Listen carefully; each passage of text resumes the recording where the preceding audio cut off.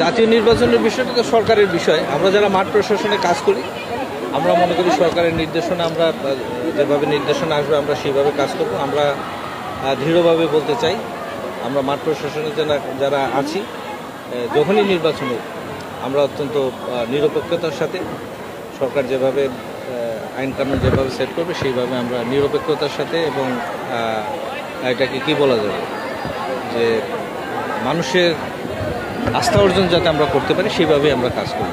এখানে কারো প্রতি পার্সিয়ালিটি করার কোনো সুযোগ নেই। আজকের এই প্রোগ্রামটা আসলে একটা ব্যতিক্রমধর্মী প্রোগ্রাম। টাঙ্গাইলে ইতিপূর্বে আমরা জানি যে প্রত্যেকটা প্রাইমারি স্কুলে গাছের চারা রোপণের একটা কর্মসূচি নেওয়া হয়েছিল। আজকে বিভিন্ন মাধ্যমিক এবং মাদ্রাসা সহ বিভিন্ন সরকারি প্রতিষ্ঠানে এই গাছের চারা বিতরণ করা হচ্ছে। গাছের সাথে আমাদের সম্পর্কটা আসলে অত্যন্ত নিবিড়। আমরা যদি আমাদের পরিবেশকে রক্ষা করতে চাই অনেকগুলো বিষয় পরিবেশের সাথে জড়িত আছে। তার মধ্যে বৃক্ষ একটা উল্লেখযোগ্য জায়গা দখল করে আছে। গাছ যদি না বাঁচে তাহলে কিন্তু আমরা বাঁচব। গাছগুলোকে বলা হয় যে আসলে অক্সিজেনের একটা ফ্যাক্টরি। গাছ যদি না থাকে তাহলে আমরা অক্সিজেন পাবো এবং অক্সিজেন যদি না পাই আমরা কতক্ষণ বেঁচে থাকতে পারবো আপনারা সবাই জানেন। সুতরাং আমাদের স্বার্থেই এই গাছকে আসলে বাঁচিয়ে রাখতে হবে।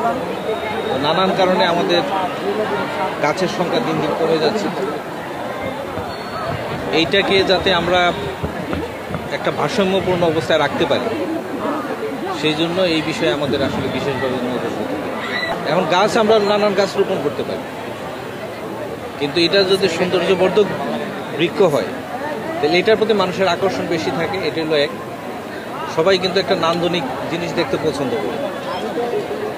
একটা ফুলের গাছ আমরা সবাই পছন্দ করি। যে চারাগুলা যে বৃক্ষগুলা দেয়া হচ্ছে সোনালু, কৃষ্ণচূড়া এবং জারু, আমরা জানি তিনটা বৃক্ষেরই যে ফুলগুলা হয় এটা খুবই আকর্ষণীয়। হলুদ, লাল এবং বেগুনি, এই তিনটার কম্বিনেশন এটা খুবই দৃষ্টিনন্দন একটা বিষয়। তো এটা দিয়ে দুইটা উপকার হচ্ছে। একটা হচ্ছে আপনাকে সৌন্দর্য বর্ধনের কাজ হচ্ছে, প্রত্যেকেই আমরা এই বিষয়টা উপভোগ করতে পারি।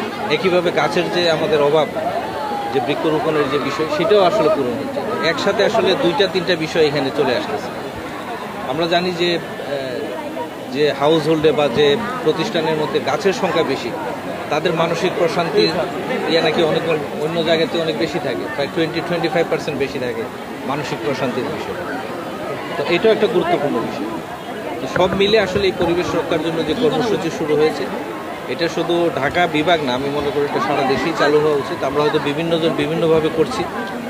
টাঙ্গাইলে এটা একটা ব্যতিক্রমী প্রোগ্রাম যে তারা সৌন্দর্য বর্ধনকে সামনে রেখে একই সাথে বৃক্ষরোপণের কর্মসূচিটা নিচ্ছে।